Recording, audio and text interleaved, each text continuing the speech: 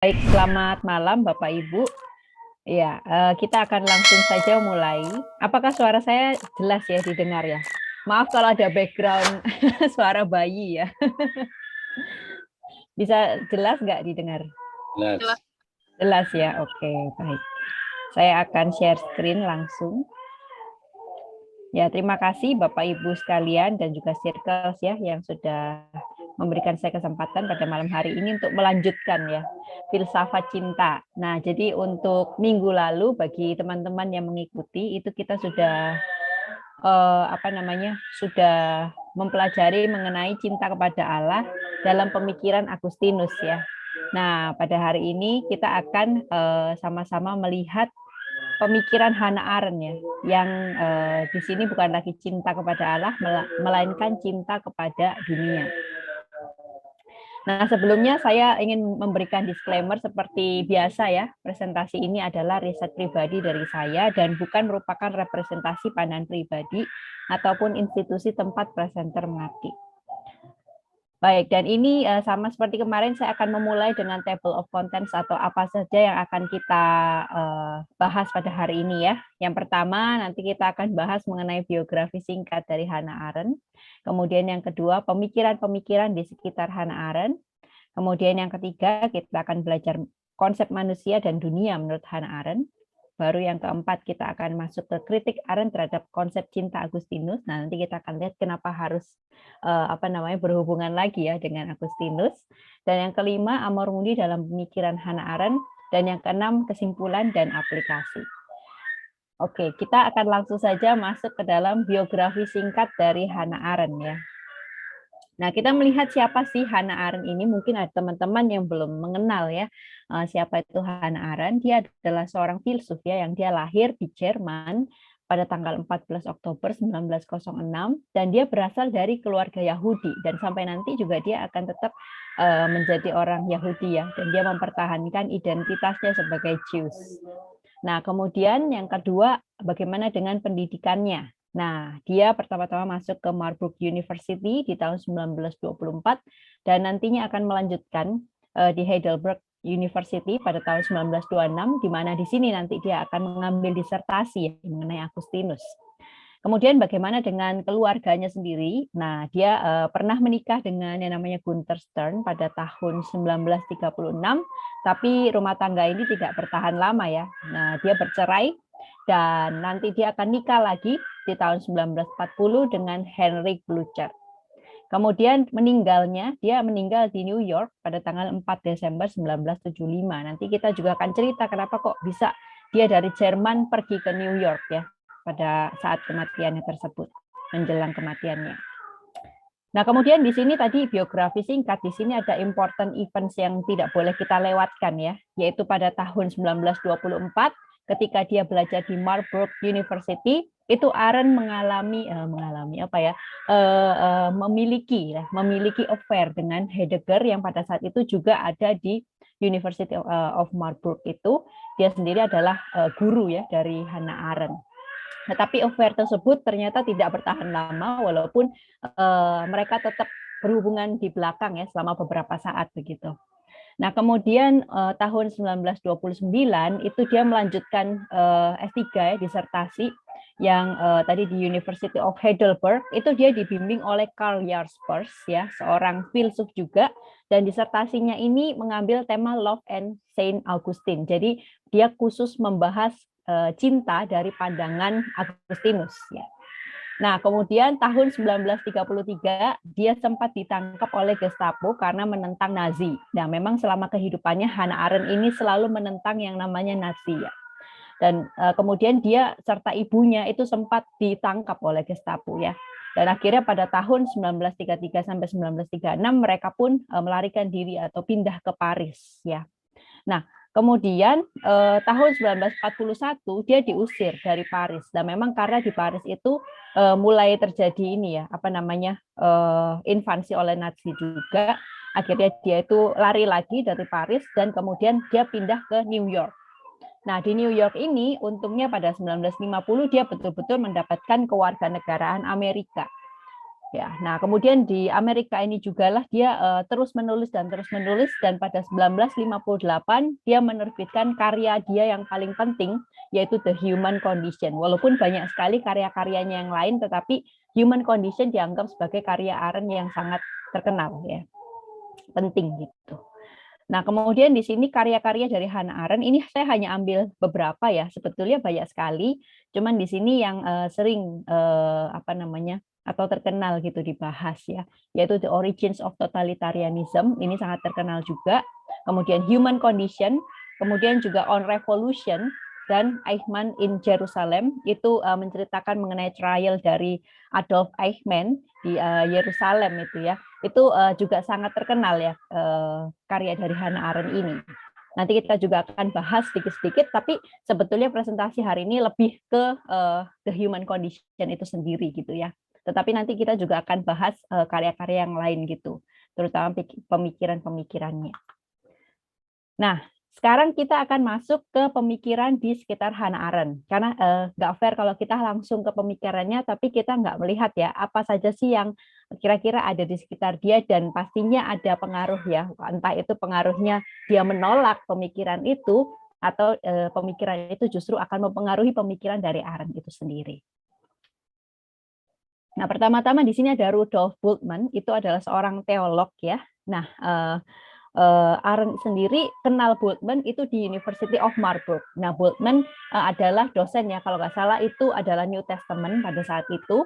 Dan kemungkinan besar ketika dia mengikuti kuliah dari Bultmann, dia kenal sama yang namanya Santo Agustinus ini ya. Jadi lucu ya, Arendt ini juga mempelajari teologi, walaupun dia tadi berasal dari keluarga Yahudi begitu ya.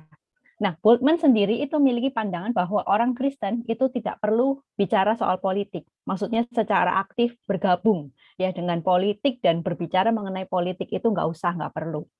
Nah, ketika Bultmann sendiri merespon Nazi ya, karena dia di Jerman, dia pun juga nggak terang-terangan gitu bicara soal politik. Dia cuman kayak kita tuh sebagai Kristen harus merespon keadaan ini, tapi dia sendiri menolak untuk berbicara mengenai politik. Menurut Bultmann, banyak kejahatan dan dosa yang terjadi di dalam politik, jadi mendingan tidak usah ya. Nah, ini adalah kutipan dari Bultmann ya. Nah, di sini langsung saja sama yang saya kasih tanda merah gitu ya. Ini di Task of Theology-nya Bultmann dikatakan no nation is so pure and clean that one may explain every steering of the national will as a direct demand of God. Jadi nggak ada tuh negara yang benar-benar bebas dari dosa ya, nggak ada yang suci, tidak ada yang pure begitu. Dan kemudian dia katakan ya memang sih ya negara ya itu memang atau politik lah ya bisa dibilang seperti itu memang ada baiknya ya, tetapi tentu saja itu juga tidak lepas daripada dosa. Nah, dalam sikap hidupnya sendiri memang Bultmann mengambil jarak ya antara dirinya atau teologi dengan politik itu sendiri. Nah, bagaimana nih nanti mempengaruhi Arendt ya? Nah, justru Arendt nanti akan tidak setuju ya dengan pemikiran Bultmann ini begitu. Cuman sayangnya dia jadi menjadikan apa ya Bultmann sebagai kayak oh Kristen itu begini ya begitu. Karena itu tadi ya dia kan latar belakangnya Yahudi. Nah, kemudian lanjut ke pemikiran di sekitarnya yang kedua yang memang sangat penting banget, yaitu Martin Heidegger yang tadi saya ceritakan. Dia pernah juga menjalin hubungan ya dengan Heidegger, bukan sebagai istri ya, tetapi affair gitu, selingkuhan ya. Nah, jadi mereka ketemu di Marburg University, di mana Heidegger itu mengajar tentang bukunya sendiri, Sein und Zeit, dan kemudian dia juga menjadi guru yang sangat berpengaruh bagi Arendt, ya karena saat itu Heidegger tuh sangat terkenal ya, dan memang nggak heran gitu bahwa Arendt tuh terpesona sama si Heidegger ini. Nah, pemikiran inti Heidegger tentu kita mungkin sudah kenal ya, bahwa pemikiran intinya tuh mengenai Dasein, yaitu manusia sebagai being in the world. Nah, dia mengatakan bahwa manusia kalau ada di dalam world itu bukan hanya sekedar memenuhi ruang ya, seperti air yang memenuhi sebuah gelas, melainkan betul-betul berada atau eksis atau dalam arti eksistensial ada di dalam dunia itu sendiri. Nah, kemudian menurut Heidegger juga manusia memiliki kapasitas untuk mengalami realitas di mana itu terletak pada adanya itu ya. Jadi manusia memiliki kemampuan untuk menerima pewahyuan dari ada-nya besar ya, sehingga manusia itu adalah satu-satunya makhluk yang terbuka terhadap si ada itu sendiri. Nah, Arendt itu banyak dipengaruhi oleh gurunya ini, tapi sekaligus dia mengambil jarak darinya, khususnya mengenai hal sosialnya. Heidegger, seperti yang kita tahu, dia membicarakan bahwa otentisitas itu diperoleh ketika seseorang lebih kayak tidak mengikuti arus ya. Nah, dalam hal ini Arendt setuju, tetapi aspek sosial di dalam Heidegger itu kurang ditekankan. Jadi Heidegger tidak membicarakan dunia sosial sebanyak Arendt. Jadi kalau Arendt, manusia itu otentik justru di dalam sebuah ruang publik ya. Nah, di ruang publik itu justru terjadilah yang namanya penyingkapan ada atau penyingkapan realitas. Jadi Heidegger memang menekankan bahwa kita nggak boleh ikut arus. Arendt memang sesuai dengan itu ya, kita harus otentik, tetapi Heidegger tidak membicarakan dunia sosial seperti Arendt membicarakan dunia sosial atau ruang publik. Nanti akan kita bahas ya. Nah, kemudian Arendt menggunakan konsep-konsep Heidegger ya, seperti world earth, perbedaannya. Kemudian konsep tentang berpikir, kalau kita mengetahui ketika Arendt nanti ya, kita juga akan pelajari mengenai pemikiran berpikir. Jadi berpikir itu lebih kepada proses mengalami atau memaknai daripada mengumpulkan informasi dan proses saintifik. Ini sangat khas pemikiran Heidegger ya, yang dimana itu dia memutarbalikkan metafisika itu sendiri, di mana proses berpikir bukan mengambil semua jadi milikku, melainkan membiarkan apa yang ada di luar menyingkapkan diri kepadaku. Itu yang nanti disebut sebagai fenomenologi seperti itu. Nah, jadi Heidegger itu kurang lebih sangat banyak mempengaruhi Arendt ya. Nah, kemudian yang ketiga itu adalah Karl Jaspers. Seperti yang tadi saya katakan bahwa Karl Jaspers merupakan mentor sekaligus sahabat. Jadi mereka bukan sekedar mentor dan murid, tapi juga sahabat ya di University of Heidelberg, di mana Karl Jaspers itu adalah pembimbing disertasi dari Arendt. Nah, disertasi Arendt itu kan judulnya Love and Saint Augustinus ya. Nah, jadi di situ Jaspers itu membimbing Arendt, tetapi karena mereka dekat, akhirnya mereka tuh bersahabat dan saling mempengaruhi. Jadi walaupun awalnya Jaspers itu adalah pembimbing, tapi Arendt juga sebagai murid akhirnya kayak bersahabat ya, mempengaruhi dalam hal pemikiran politik. Ya sedikit banyak Jaspers di sini bersetuju dengan Arendt mengenai pentingnya komunikasi dan komunitas dalam tindakan filosofis itu sendiri. Nah, Arendt itu ketika dia bersurat ya, jadi mereka dulu kan surat-suratan ya, nggak ada WhatsApp, jadi surat-suratan mereka. Arendt itu sempat cerita tentang pemikirannya tentang amor mundi gitu. Bahkan buku dia yang Human Condition itu awalnya pengen dijudulin amor mundi. Ya, Jaspers yang bilang ya gimana kalau Human Condition aja gitu. Tetapi dalam surat-suratannya dengan Jaspers itu dia juga banyak menuangkan pemikirannya yang berkerangkakan amor mundi ini sendiri gitu. Nah, kemudian yang selanjutnya, Santo Agustinus sendiri, yang minggu kemarin sudah kita bahas ya. Karena kenapa Agustinus itu pasti mempengaruhi, apakah masih bisa didengar ya? Halo? Bisa sih. Bisa ya, oke, soalnya di sini ada gema. Oke, nah jadi disertasi Hannah Arendt di University of Heidelberg berjudul Love and Saint Augustine ya. Jadi di sini Hannah Arendt sendiri ingin menyelidiki konsep cinta menurut Agustinus, dan pertanyaan tesisnya dalam disertasi itu adalah apa sih makna dari sesama itu? Mengapa sih kita harus mengasihi sesama? Nah, walaupun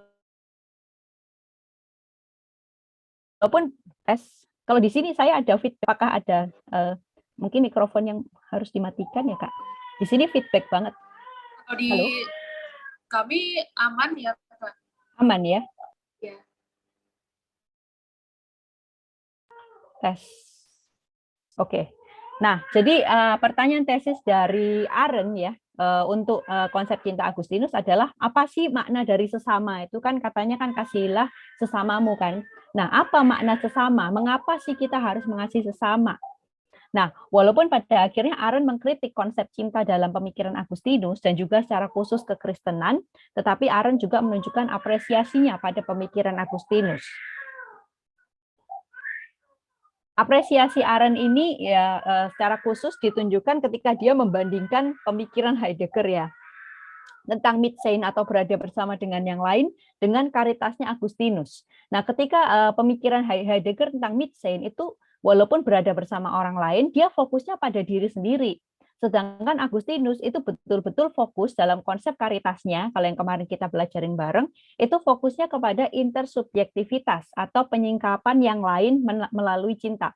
Jadi sedikit banyak Arendt lebih setuju ya dengan Agustinus daripada Heidegger yang fokusnya tuh lebih ke diri gitu ya. Nah, sayangnya menurut Arendt konsep cinta Agustinus itu begitu unworldly atau menarik diri dari dunia. Ya, ini adalah kritik paling pentingnya sehingga pada akhirnya Arendt itu membuat konsepnya sendiri, yaitu natalitas. Yang fokusnya atau kerangka besarnya itu adalah amor mundi atau cinta kepada dunia. Nah, itu bisa dibandingkan dengan Agustinus itu kan amor dei ya. Nah, sedangkan Arendt bikin sendiri nih amor mundi. Ya, Agustinus bikin karitas ya, Arendt bikin natalitas. Nah, nanti kita akan bandingkan kedua-duanya. Oke, nah sekarang kita akan masuk ke yang ketiga, yaitu konsep manusia dan dunia menurut Hannah Arendt. Kenapa kita harus tahu? Karena kalau langsung ke konsep cintanya, nanti ada beberapa istilah dan pemikiran yang terlewat ya. Jadi mau nggak mau, kita harus bahas secara singkat pemikiran Arendt mengenai manusia dan dunia. Oke, nah manusia menurut Arendt. Nah, menurut Arendt, karakteristik manusia adalah plural. Nah, ini khas sekali dalam pemikiran Arendt.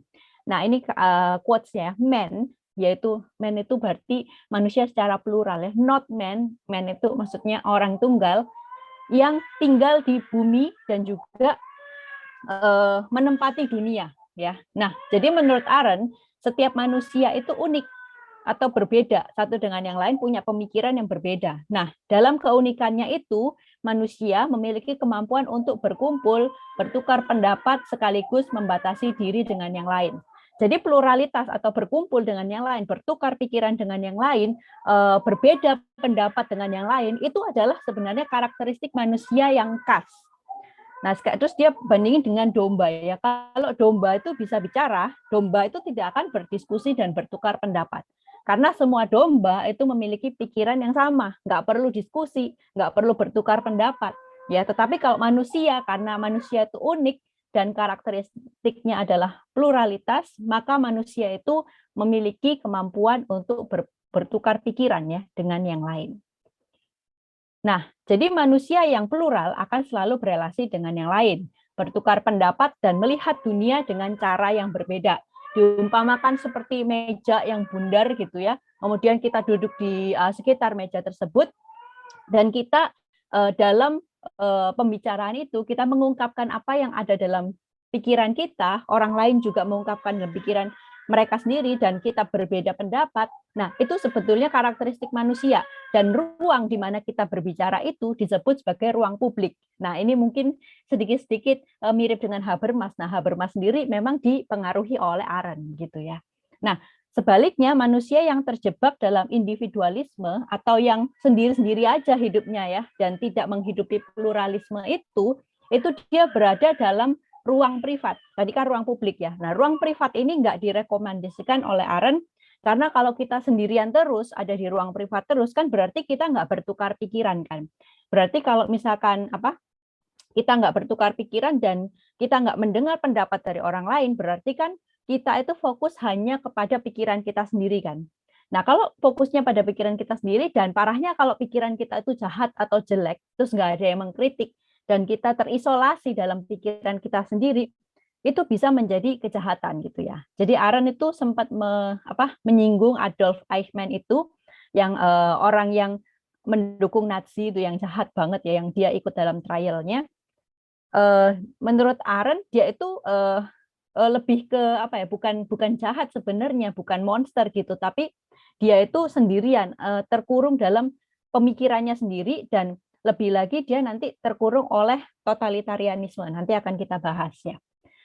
Nah, jadi kategorinya tadi ada ruang publik, ada ruang privat, tapi ada kategori ketiga yang dimunculkan oleh Arendt secara khusus, yaitu society atau sosietas atau lingkungan sosial ya. Nah, jadi ini bentuk ketiga. Jadi bentuk ketiga ini adalah bentuk inotentik dari ruang publik.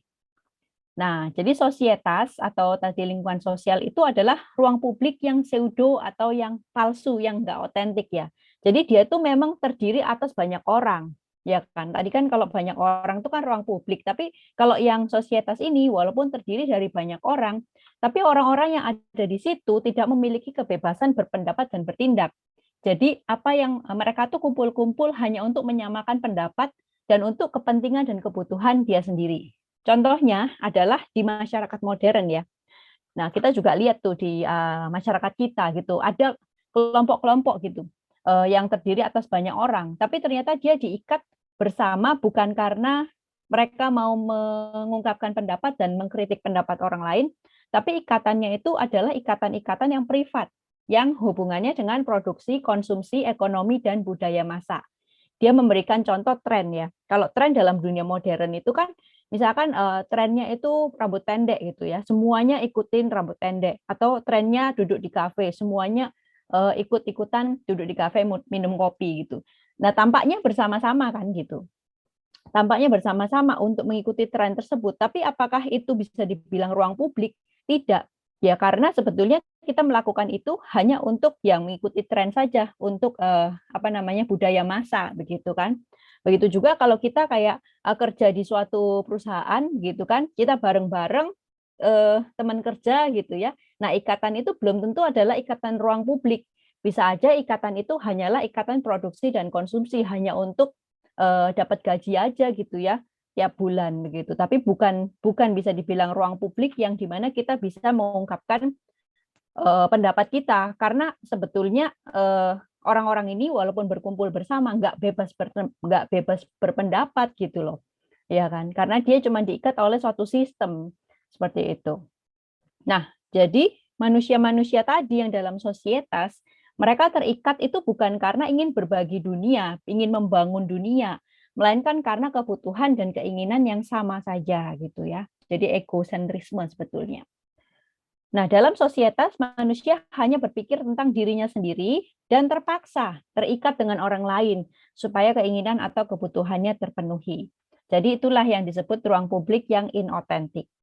Nah, kemudian itu ya, Arendt kan juga banyak membahas mengenai totalitarianisme karena dia sendiri hidup pada zaman Nazi ya.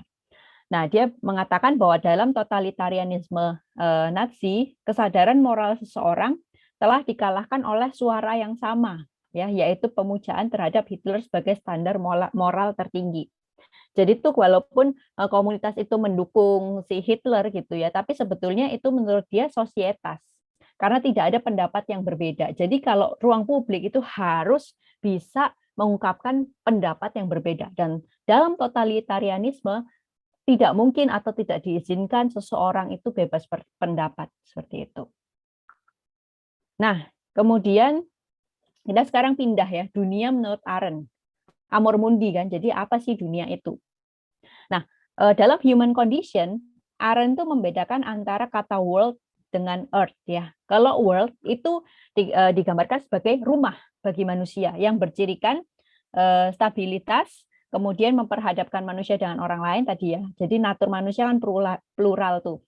Jadi kalau world itu memberi kesempatan itu orang untuk berbeda ya.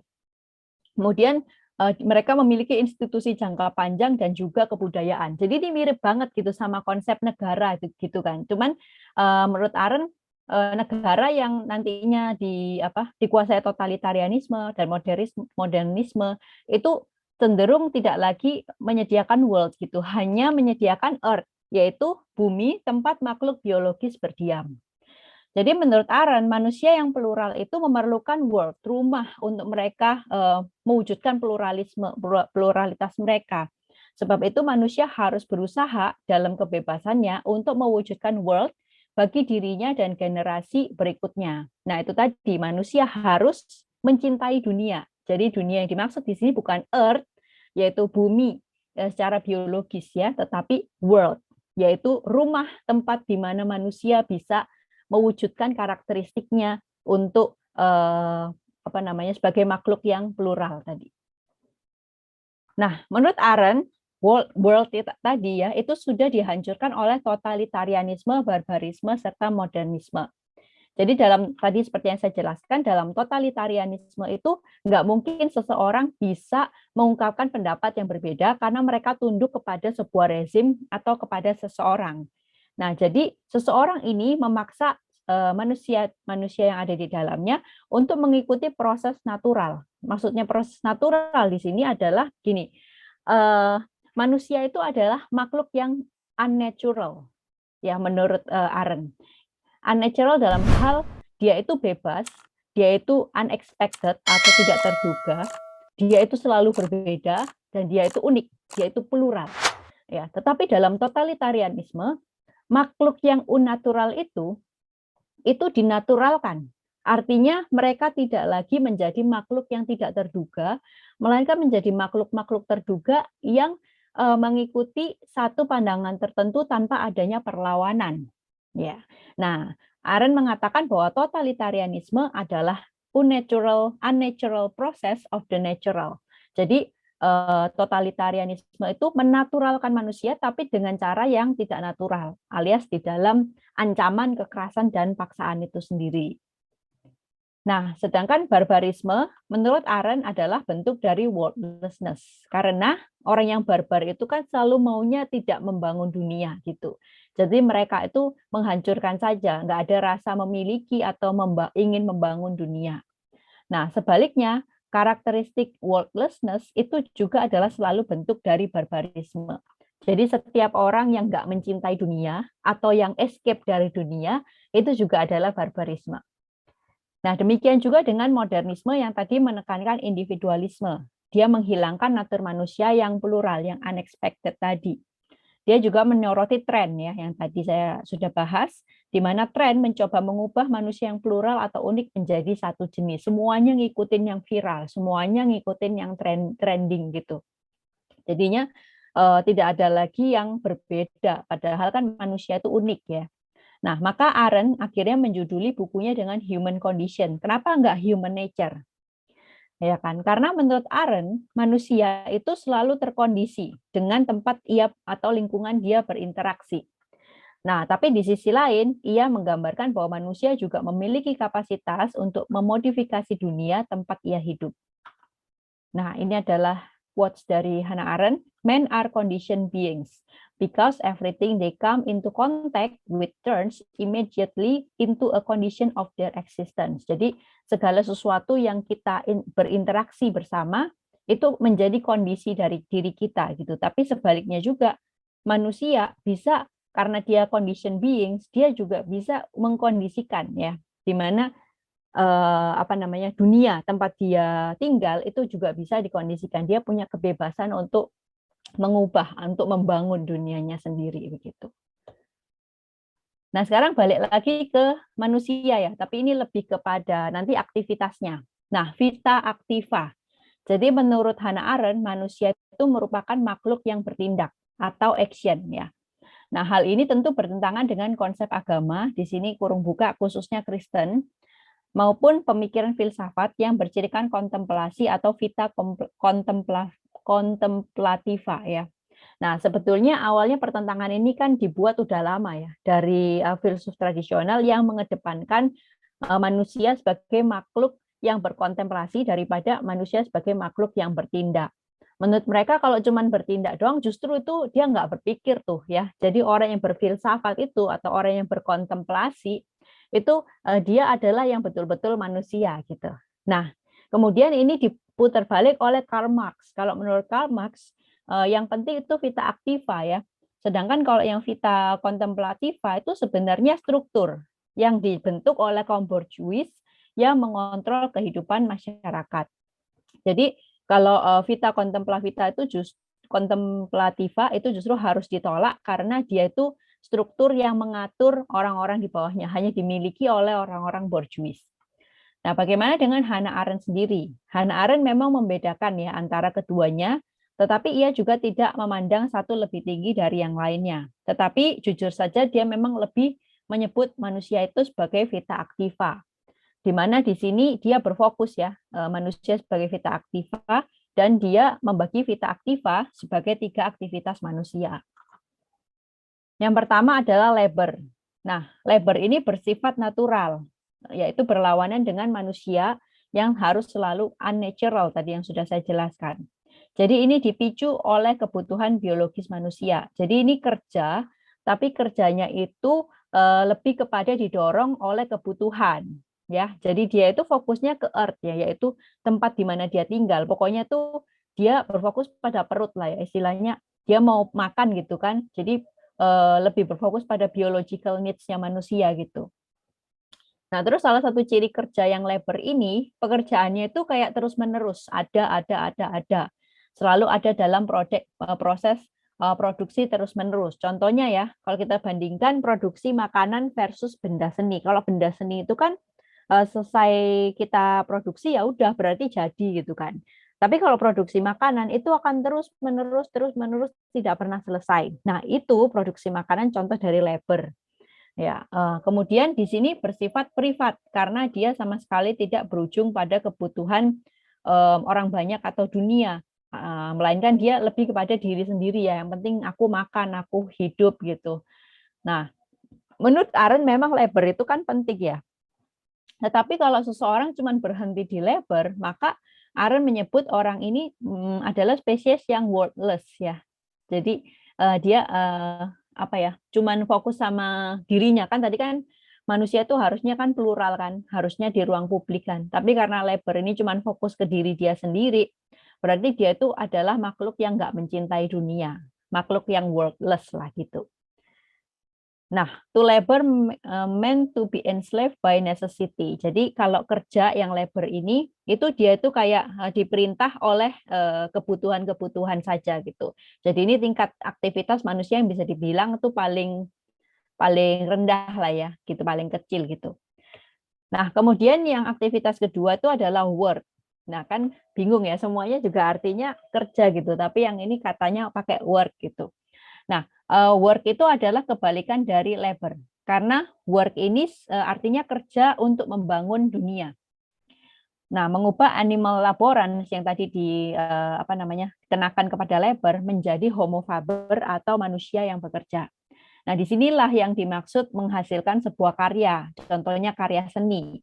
Jadi dia itu kalau udah selesai membuat karya seni ya sudah selesai dan tidak produksi terus-menerus dan karya itu berkontribusi untuk membangun dunia atau world, bukan lagi earth ya. Nah, tapi di sini kekurangannya adalah work sendiri bukan public activity atau bukan lagi ada dalam ruang publik, tetapi dia menghasilkan sesuatu bagi publik itu sendiri, menghasilkan space bagi publik itu. Jadi dia sifatnya kayak menyediakan ruang bagi publik ya. Nah, nanti ketika sudah tercipta itu nanti baru yang ketiga kita bahas gitu. Nah, tetapi dia sendiri work itu bukanlah public activity ya. Nah, kekurangan dari work itu dia memang seringkali menggunakan earth ya, atau tadi dikatakan earth itu adalah bumi yang secara biologis gitu ya, itu hanya sebagai alat untuk memenuhi kebutuhan manusia. Jadi di sini sifatnya utilitarian. Nah, kalau nggak hati-hati ini juga bisa berujung worthless ya, atau tadi tidak mau membangun dunia.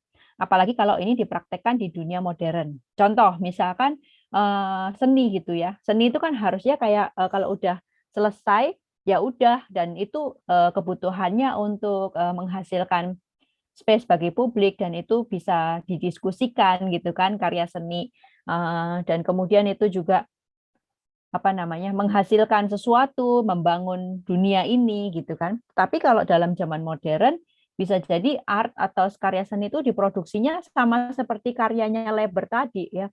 Terus-menerus bukan lagi untuk didiskusikan tapi hanya demi kelangsungan hidup. Padahal art itu harusnya termasuk work ya, bukan termasuk labor gitu.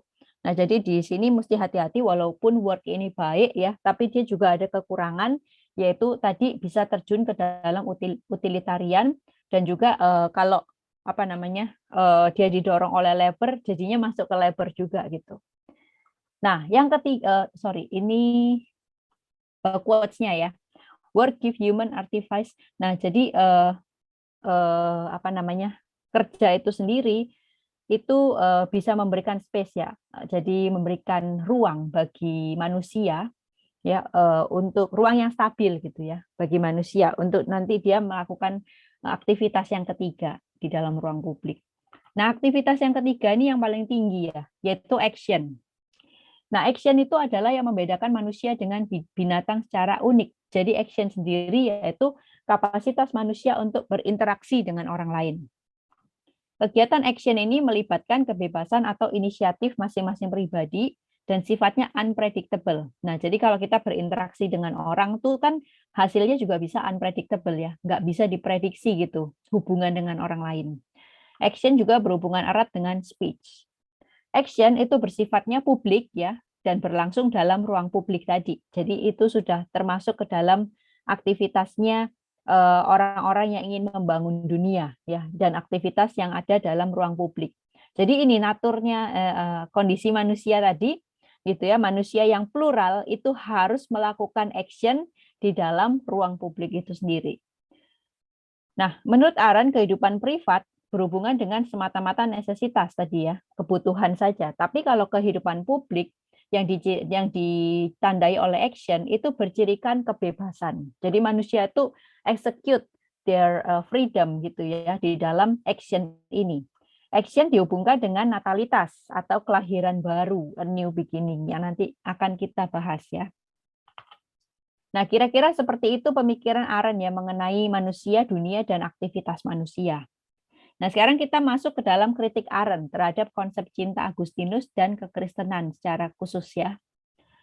Nah, jadi Arendt dalam disertasinya itu dia meramukan poin-poin penting mengenai konsep cintanya Santo Agustinus begitu. Yang pertama yang ditemukan oleh Arendt adalah Agustinus membagi cinta menjadi dua. Saya nggak akan mengulang lagi ya. Yang jelas kemarin sudah saya jelaskan mengenai cupiditas dan caritas. Di mana cupiditas itu bercirikan ketakutan dan caritas itu adalah cinta kepada Tuhan.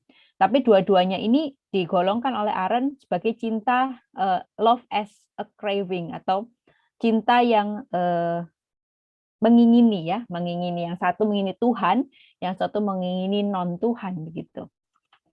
Nah, menurut Arendt poin pertama ini tidak menjawab, tadi kan dia nanya kan, apa sih pentingnya mengasihi sesama gitu. Tapi menurut Arendt ini masih nggak jawab gitu ya. Mengasihi sesama itu kenapa?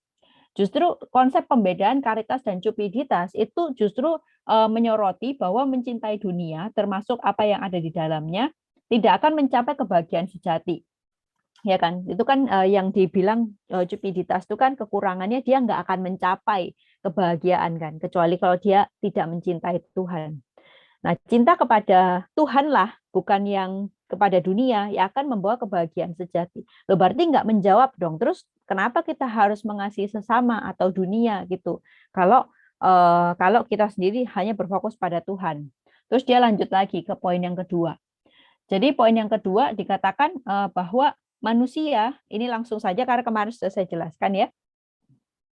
Dikatakan oleh Agustinus, manusia tidak boleh mencintai dunia ini, tapi kan dia harus mencintai Allah. Nah, tapi Agustinus juga bilang sesama dan dunia juga harus dicintai. Tetapi mereka hanya dicintai sejauh kita mencintai Allah, yang kemarin hanya sebagai uti itu ya.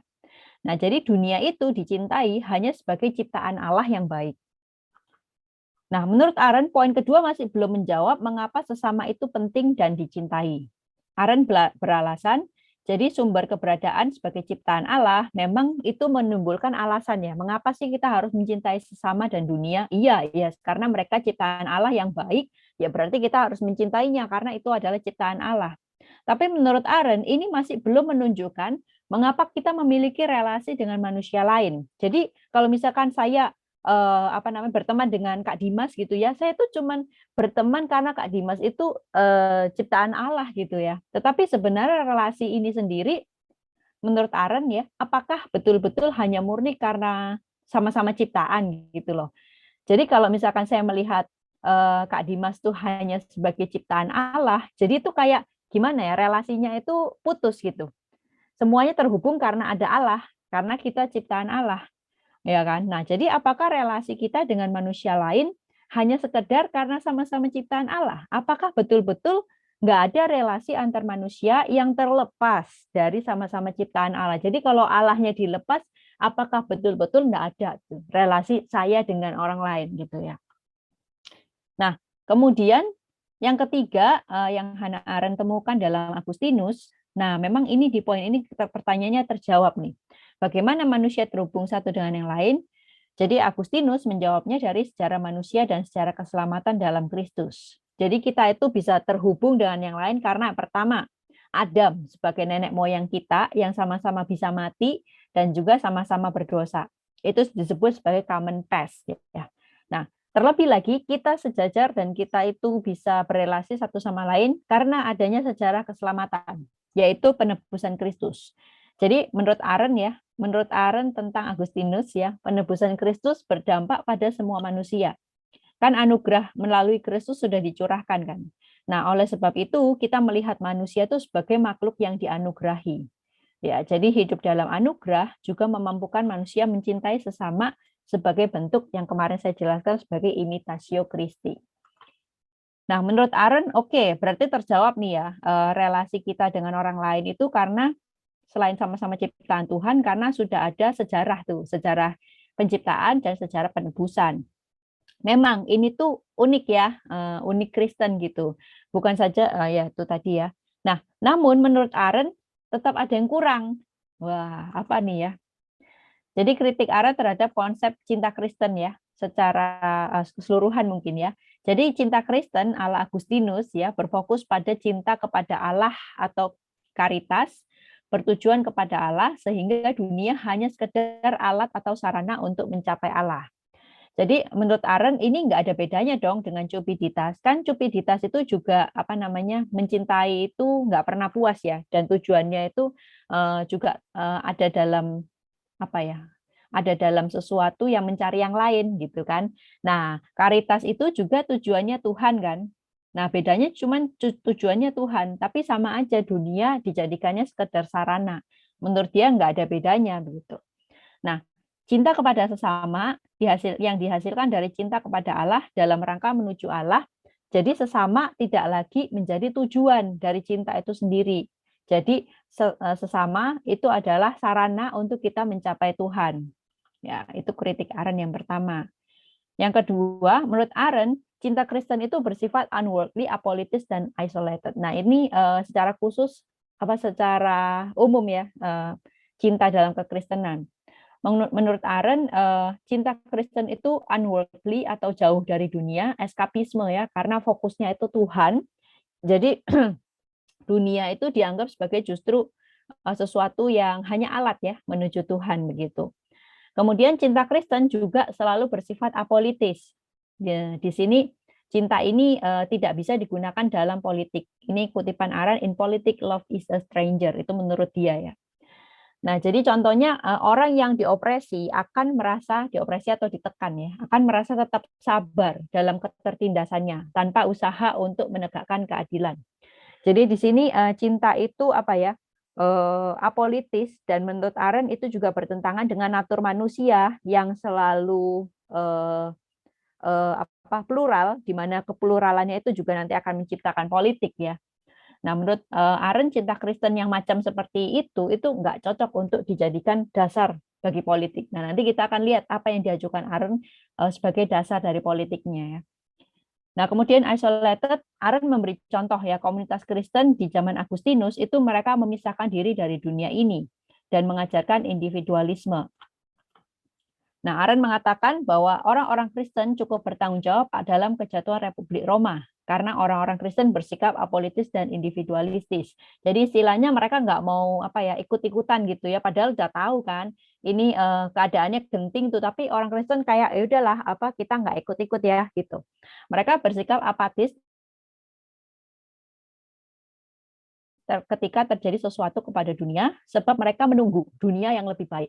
Nah, jadi menurut Aren kekristenan itu memecah ras manusia atau human race menjadi banyak individu. Nah, kan menurut Aren kan human race itu man ya tadi man ya. Jadi harusnya melihat manusia itu plural gitu. Tetapi dengan adanya ajaran kekristenan itu menjadikan manusia fokus sama keselamatan pribadinya dan dunia yang akan datang sehingga ras manusia itu pecah menjadi banyak individu. Nah, yang ketiga, cinta pada sesama yang ditawarkan Agustinus tadi kan sudah dibilang bahwa berpusat pada common sinfulness dan juga sejarah keselamatan equal in grace gitu ya. Tapi menurut Arendt itu kan kalau misalkan kita bisa mati ya, itu kan bukannya ontologis itu, maksudnya itu udah diberikan dari awal gitu, bahwa seseorang itu bisa mati. Dan equal in grace itu juga diberikan Tuhan kan. Jadi grace itu kan diberikan oleh Allah gitu. Jadi menurut Arendt itu kurang ada kebebasan manusia yang dieksekusi di situ gitu. Jadi sifatnya yang tadi sejarah tadi sifatnya itu internal embedded gitu, sudah dikasih gitu. Sehingga itu nggak perlu usaha dari manusia. Jadi kebebasan manusia itu kurang dieksekusi di sini. Nah, memang menurut Agustinus cinta pada sesama sifatnya eksternal kan, harus diusahakan seperti yang kita pelajari kemarin. Tapi menurut Arendt, hal itu kurang melibatkan tindakan aktif manusia, action tadi, karena berdasar hanya kepada cinta Allah, bukan cinta kita sendiri. Karena di situ dikatakan love one another as I have loved you. Jadi kalau Tuhan nggak love kita, ya berarti kan nggak bisa gitu kan.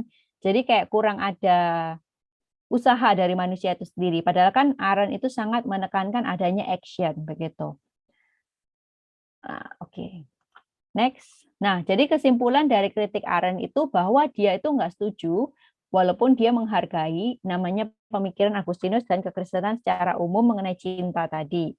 Jadi kekristenan tidak memiliki dasar yang kokoh untuk seseorang hidup dalam public realm yang harusnya manusia memang ada di situ, atau sebagai human race yang saling berelasi satu sama lain. Menurut Arendt nggak kuat itu dasarnya.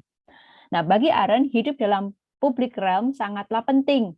Dan oleh sebab itu sikap politis sangatlah penting. Untuk menghasilkan sikap-sikap seperti ini, seseorang tidak boleh membenci atau terpisah dari dunia, melainkan being of the world. Nah, ini bedanya lagi dengan Heidegger ya. Dia adalah being of the world. Dia harus jadi miliknya dunia, dia harus mencintai dunia, dia harus membangun dunia ini. Ya. Nah, baik.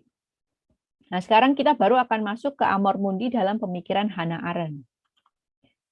Jadi apa sih yang ditawarkan Arendt dari semua kritik-kritiknya tadi ya? Jadi Arendt menawarkan konsep amor mundi.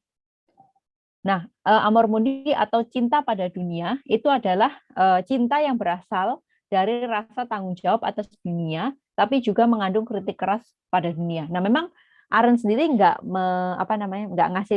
ngasih definisi kayak gini ya. Ini dirumuskan oleh Elizabeth Young-Brull, itu seorang peneliti Hannah Arendt juga gitu. Jadi Elizabeth Young-Brull itu merumuskan bahwa konsep amor mundi dari Arendt itu adalah cinta yang berasal dari rasa tanggung jawab atas memiliki dunia ini, tetapi sebaliknya dia juga mengandung kritik keras pada dunia.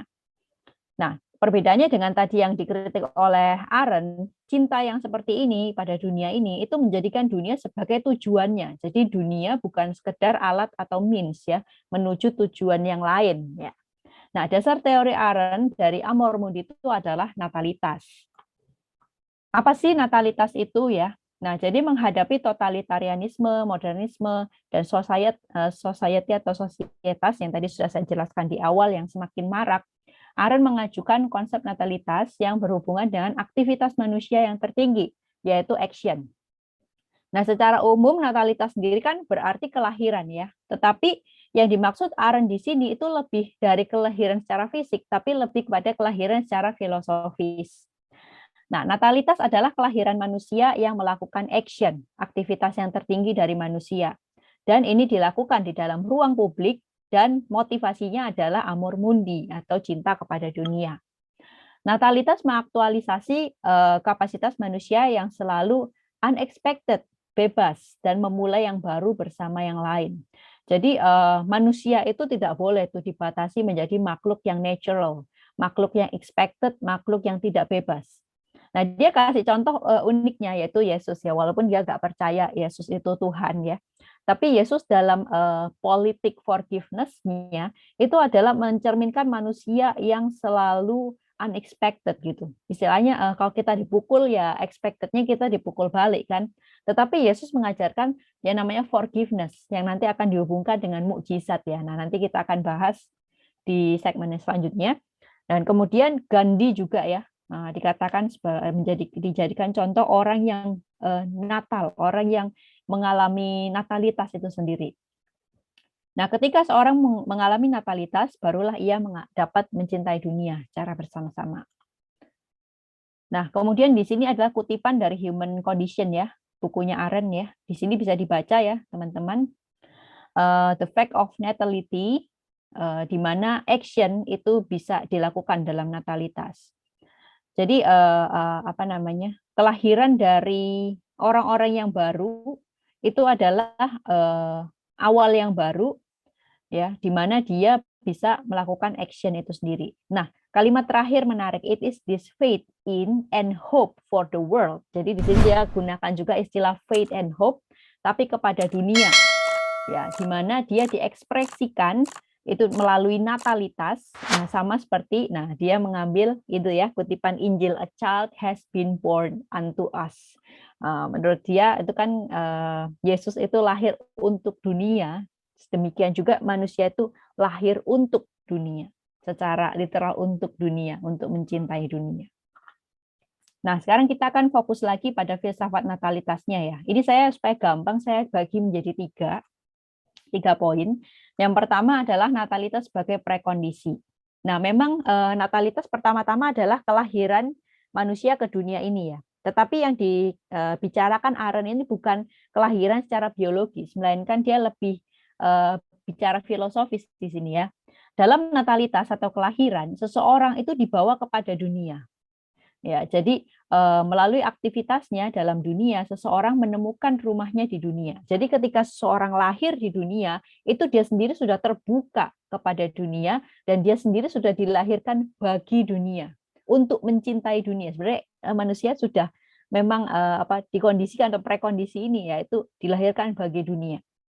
Dan bersamaan dengan itu, bersamaan dengan kelahiran kita, itu juga lahir potensi manusia untuk melakukan action. Ya, bukan hanya labor atau work, tapi potensi untuk menjadi manusia yang bebas, yang unexpected, manusia yang unnatural, itu sudah ada ketika kita lahir. Tetapi nggak berhenti di situ, natalitas itu juga sebagai kelahiran dalam ruang publik atau politik. Nah, ini kondisinya ya. Kita prekondisinya kita diberikan kapasitas itu, tetapi di sini tidak berhenti di situ ya. Menurut Arendt, asal-usul manusia adalah selalu bersama-sama dengan orang lain. Tadi bukan hanya being in the world, tapi juga being of the world dan being with others. Jadi setelah dia lahir dengan di dunia ini, dia langsung bergabung dalam ruang publik yang melibatkan kebebasan action dan speech dalam ruang publik, di mana di situ terlahirlah politik. Jadi dia sangat cinta politik ya, nggak mungkin manusia hidup tanpa politik. Dan politik tadi yaitu nggak bisa dihidupi dengan cinta yang bukan cinta dunia. Hanya orang yang cinta dunia, yang care for the world, itu baru dia bisa berpolitik. Begitu. Nah, Arendt mengajukan dua konsep yang harus dipatuhi dalam tanda kutip ya, dalam politik yang memperdulikan atau mencintai dunia. Nah, tadi konsep cinta ya, menurut dia secara khusus cinta Agustinus tadi ya, cinta Kristen, menurut dia itu nggak bisa digunakan untuk politik kan. Nah, jadi dia bangun dua konsep yang lain. Yang pertama adalah promise atau mutual promise ya.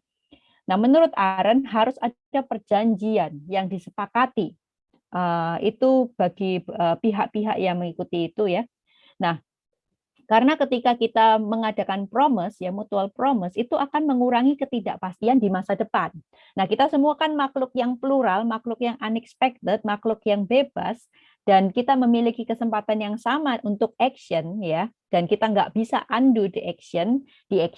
Nah, jadi kita tuh sebelumnya harus punya kesepakatan dulu. Ya, nah jadi mutual promise ini itu bersifat politis, di mana hukum, konstitusi, persekutuan, perjanjian dimulai dari perjanjian mutual itu dan mereka komit untuk memegang perjanjian itu di dalam ketidakpastian masa depan. Ya, jadi dalam ketidakpastian masa depan pertama-tama harus ada perjanjian. Ya, nah jadi ini bukan cinta lagi ya, tapi perjanjian ya. Nah, yang kedua ini menarik ya, bahwa sebuah politik yang mencintai dunia itu harus ada ciri forgiveness. Nah, forgiveness atau pengampunan itu merupakan jalan ketika undo the action sudah tidak mungkin. Misalkan udah mutual promise nih, tiba-tiba ada yang melakukan hal yang berbeda gitu kan. Terus apa yang harus dilakukan? Menurut Arendt pengampunan ya. pengampunan itulah yang memampukan bahwa ruang publik itu, politik itu tetap bisa berjalan. Nah, menurut Arendt, pengampunan itu bukan berasal dari Allah ya. Bukan pertama-tama kapasitas Allah saja, melainkan pengampunan itu memang sudah embedded, sudah menjadi kapasitas manusia. Nah, pengampunan itu penting dalam politik dan dapat dikatakan sebagai sebuah miracle, keajaiban. Ketika ada hal yang tidak terduga muncul atau yang tadi dikatakan melanggar gitu ya. Nah, pengampunan dapat mengubah hasil yang seharusnya terjadi menjadi hasilnya itu entah bisa sesuai atau tidak, jadi nggak terduga ya. Itu menurut Arendt seperti sebuah keajaiban. Contohnya kalau tadi kita dipukul kan, reaksi balik kita tuh memukul, hasilnya adalah permusuhan. Tetapi jika kita mengampuni, maka hasilnya bisa berbeda. Ya nggak tahu apa gitu ya, tapi bisa unexpected. Bagi Arendt itu membutuhkan sebuah keajaiban. Nah, dalam diri manusia ada kapasitas untuk membuat keajaiban ini atau mujizat ini. Karena manusia adalah makhluk yang unexpected. Natality atau natalitas, therefore, menghasilkan mukjizat ini. Tentu mukjizatnya beda ya, bukan secara religius. Mukjizatnya itu adalah menghasilkan hal-hal yang unexpected. Nah, jadi pengajaran Yesus itu ya. Jadi dia kan memberi contoh Yesus kan. Nah, Yesus adalah salah satu contoh yang menggunakan dan mengajarkan pengampunan dalam hidupnya. Jadi Arendt ini cukup sering ya menggunakan Yesus contohnya untuk orang yang bukan hanya khotbah, dia bisa action terus-terusan. Kemudian dia juga ada politik pengampunan gitu kan. Nah, pengajaran Yesus tentang pengampunan adalah contoh dari natalitas di mana ia membuat sebuah awal yang baru bagi dirinya dan orang lain atau musuhnya dalam tanda kurung. Jadi pengampunan itu memampukan seseorang tuh memulai sesuatu yang baru dan merupakan sebuah action serta tindakan yang unexpected. Dalam hal ini Yesus menjalankan dalam tanda kutip politik yang bagi Arendt merupakan ciri amor mundi. Nah, di sini kalau ada yang berpikir, loh kok Yesus berpolitik, berarti Anda juga harus sudah meluruskan pikiran ya. Apakah politik itu selalu kotor seperti tadi yang dikatakan Bultmann? Karena bagi Arendt enggak gitu. Justru itu adalah sesuatu yang menjadi ciri manusia gitu ya. Jadi kalau dibicarakan politik jangan langsung berpikirannya buruk ya. Karena menurut Arendt itu sesuatu yang positif.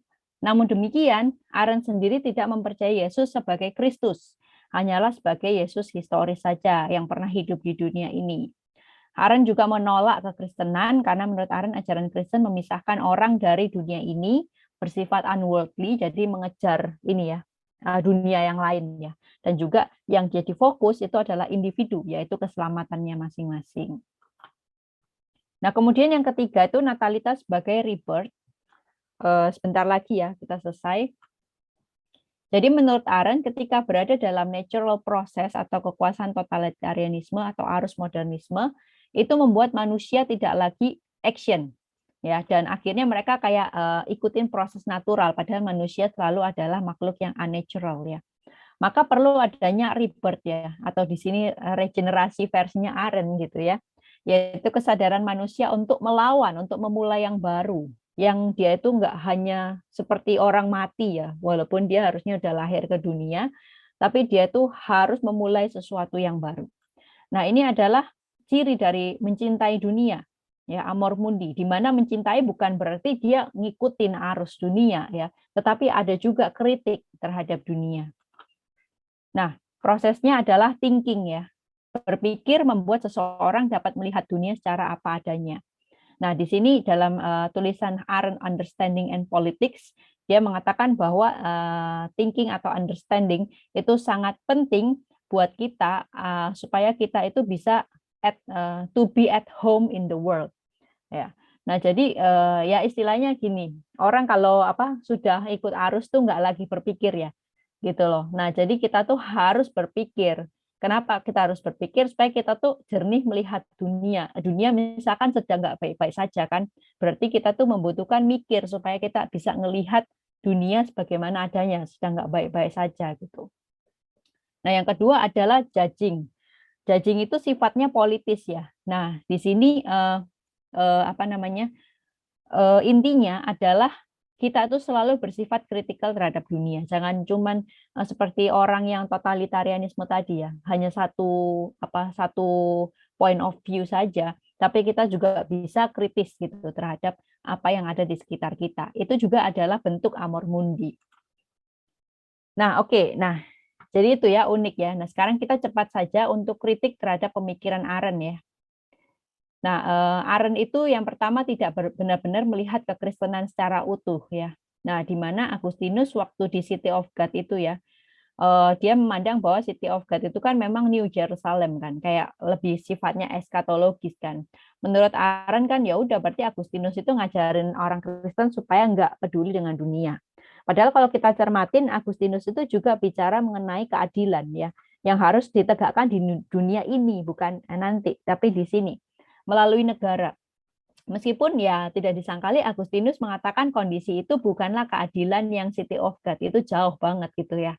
Tetapi negara itu dipakai Tuhan untuk membatasi kejahatan. Nah, Arendt melewatkan hal ini ya. Nah, kemudian Arendt terlalu berfokus pada kehidupan publik.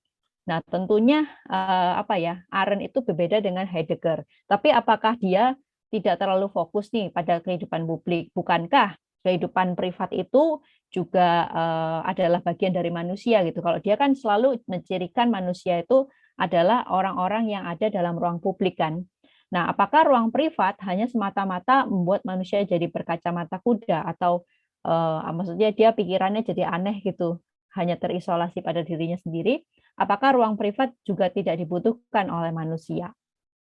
Nah, yang ketiga, kita juga harus menyadari bahwa Arendt hidup dalam zamannya. Kenapa dia begitu radikal ya, menggambarkan manusia dengan karakteristik seperti itu? Karena dia adalah anak zaman yang berfilsafat untuk zamannya, di mana ia menghadapi yang paling kuat adalah totalitarianisme dari Nazi, sekaligus modernisme yang pada saat itu kelihatan sangat-sangat menakutkan. Nah, bagi Arendt, agama itu melanggengkan totalitarianisme dan modernisme. Nah, jadi kalau tidak melanggengkan ya hanya diam di hadapannya. Maka Arendt merasa perlu untuk ya nyadarin ya bahwa agama seharusnya tidak membawa orang escape dari dunia ini, melainkan berpartisipasi memperbaiki dunia ini. Nah, terus kita juga melihat ya, ada istilah-istilah Arendt yang sebetulnya religius. Jadi banyak gitu loh yang mengatakan. Contohnya Patricia Bowen-Moore itu mengatakan bahwa sebetulnya pemikirannya Arendt itu adalah pemikiran religius, khususnya Kristen yang disekulerkan gitu. Jadi amor Dei dijadiin amor mundi. Ya, nah di sini kedaulatan cinta juga sebetulnya ditekankan dalam pemikiran Arendt, yaitu mempertentangkan antara cinta yang eksklusif yang memisahkan diri dari dunia dan cinta yang politis. Itu mirip ya dengan dua jenis cintanya Agustinus, tapi dimodifikasi lebih kepada cinta kepada dunia. Lalu konsep natalitas sendiri itu mirip sekali dengan konsep karitasnya Agustinus sebetulnya. Ya, nah jadi kan definisi dari natalitas itu kan peristiwa yang new beginning kan, yang unexpected, yang membawa seseorang kepada action. Nah di sini ada juga yang meneliti namanya Mavis Louise Biss, merupakan natalitas itu merupakan sekularisasi dari caritas. Ya, kalau caritas kan cinta kepada Tuhan ya, berbaliknya seseorang kepada Tuhan. Nah perbedaannya natalitas itu adalah berbaliknya seseorang kepada dunia. Syarat begitu juga penebusan bukanlah syarat dari regenerasi atau second birth ya, melainkan proses berpikir dan judging dalam diri seseorang. Yang ketiga, dia mengusung konsep forgiveness yang tentu saja kita nggak mungkin ya mengambil Yesus dari konsep ini gitu. Hal ini tampaknya asing banget kalau misalkan kita lihat atau kita bandingkan dengan pemikiran politis lain. Sebut saja lawannya Arendt itu Carl Schmitt ya, mengenai anemi dalam politik gitu. Tapi kalau dalam Arendt masih kayak dimungkinkan adanya forgiveness, friendship gitu dalam politik. Nah, tidak berlebihan kalau saya mengatakan bahwa konsep ini dipengaruhi oleh pemikiran Kristen ya. Perbedaannya, forgiveness di sini bukan merupakan kemampuan yang pertama-tama kita teladani atau imitatio Christi, melainkan sesuatu yang memang ada dalam diri manusia. Kemudian dia juga sering memakai istilah faith and hope ya. Tapi faith and hope-nya bukan kepada Tuhan atau kepada dunia yang akan datang, melainkan kepada dunia yang sekarang ini. Menurut Arendt, iman dan harapan akan terbangunnya world adalah bukti dari kecintaan terhadap dunia. Kalau Kristen kan ada love, faith, hope ya. Arendt juga ada gitu. Tapi faith, hope, love-nya bukan pada Tuhan ya, tapi kepada dunia ini. Jadi dari beberapa konsep Arendt ini tidak berlebihan kalau saya mengatakan bahwa konsep amor mundi Arendt adalah bentuk sekulernya dari amor Dei. Dia yang mensekulerkannya. Nah, saran dari Bernauer ya, James Bernauer, dia berpendapat bahwa pemikiran Arendt itu nggak perlu ditolak ya dalam pemikiran Kristen. Menurut dia justru pemikiran Arendt dan pemikiran Kristen itu bisa saling melengkapi satu sama lain gitu. Jadi pemikiran Arendt itu justru menyadarkan kekristenan supaya kita tuh jangan anti gitu ya untuk kita membangun dunia dan mencintai dunia.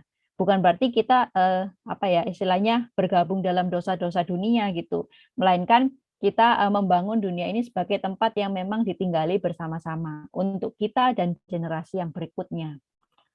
Nah, kemudian kesimpulan dan aplikasi ya. Ya mungkin ini saya lewatin saja karena waktu. Untuk aplikasinya yang pertama, unworldliness itu menjadi worldliness. Yuk kita sama-sama jangan lagi menjadi orang yang unworldly. Ya, istilahnya kita menjauh dari dunia, nggak cinta pada dunia, dan jangan-jangan modernisme itu juga sudah merenggut kita dari mencintai dunia. Kita lebih fokus kepada diri sendiri, bukan kepada human race secara keseluruhan, tetapi kepada kebutuhan diri kita sendiri. Nah, pemikiran Arendt menyadarkan kita bahwa kita selalu tinggal di dunia bersama-sama dengan orang lain, dan kita juga lahir di dunia untuk membangun dunia ini. Nah, kemudian yang kedua, amor Dei sama dengan amor mundi. Nah, ini mungkin saya lebih setuju ke Bernauer ya. Jadi kalau kita mencintai Tuhan, itu pastinya harusnya ya, kita harus mencintai dunia gitu. Nah, kalau misalkan kita cinta Tuhan, tapi kita merusak dunia ini, tentu saja kita sebenarnya nggak mencintai Tuhan. Nah, memang saya di sini lebih cenderung ke Agustinus ya, yang mengatakan bahwa dari ciptaan Allah dan juga dari sejarah tadi. Tapi pemikiran Arendt juga memberikan kontribusi di sini bagaimana manusia nggak boleh ya, kita mencintai Tuhan tidak boleh untuk meninggalkan dunia ini, nggak boleh pasif, nggak boleh apatis ketika ada sesuatu yang terjadi kepada dunia ini. Yang ketiga, kita merayakan politik yang baik. Nah, itu tadi ya, karena kita mungkin sebagai Kristen ada yang, atau sebagai orang yang non-Kristen juga tapi beragama ya, itu kita seringkali menganggap politik itu sesuatu yang buruk. Ya memang banyak sekali dosa yang terjadi dalam politik. Tetapi di sini Arendt memberikan dua ya, mutual promise dan forgiveness. Berarti kayak apa istilahnya, kalau saya baca Arendt itu saya sendiri ya merasa bahwa oh ternyata tuh masih ada ya politik yang dikerjakan dengan baik gitu. Nah, yang contohnya adalah oleh Arendt ini sendiri. Ya, dan nanti dilanjutkan oleh Habermas, dan saya nggak tahu sekarang apakah masih dilanjutkan atau tidak gitu ya. Tetapi politik itu kalau digunakan dengan baik ternyata ya ada baiknya juga begitu ya. Jadi kita merayakan politik yang baik. Mungkin nanti Kak Dimas yang pernah terjun langsung ya ke politik juga bisa memberikan share-nya gitu. Yang jelas di sini masih ada gitu ya politik yang baik. Oke, sudah selesai. Itu saja kira-kira. Maaf kalau terlalu panjang ya, karena ya memang panjang gitu.